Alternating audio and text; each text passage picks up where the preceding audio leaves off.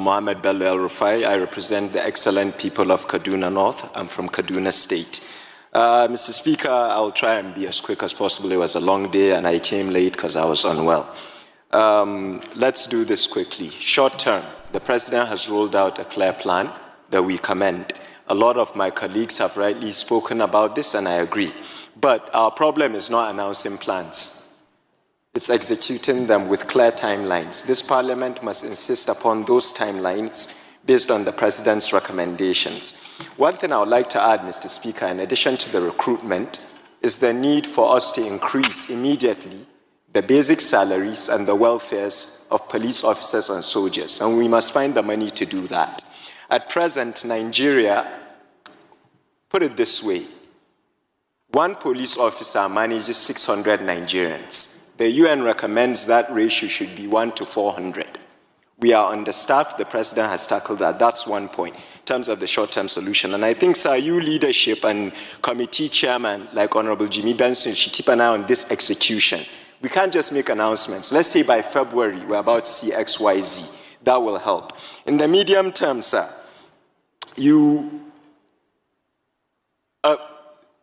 there was a conviction recently of a terrorist, Boko Haram. I believe his name is Hussaini Ismail. He was convicted for 20 years by a high court. He was a Boko Haram terrorist. Mazi Nnamdi Kanu was convicted, I think, last week, and his own conviction said life sentence. I don't understand why one terrorist is getting 20 years and the other is getting a life sentence if you're saying that. I think Pastor made a good point. There's this idea that justice is served differently, and it affects the problem.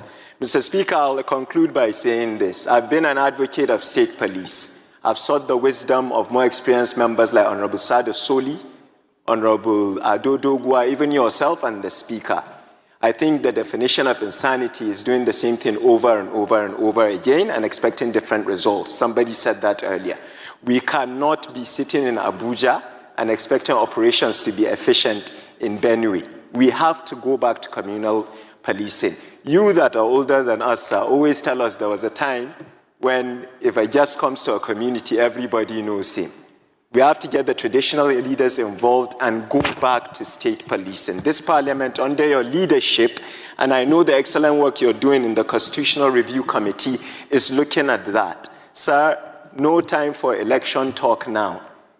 We have to tell the public a timeline to roll this out. The fear that governors will abuse it always shocks me because they already have all that power. I'll finally end by putting myself in trouble as usual. The North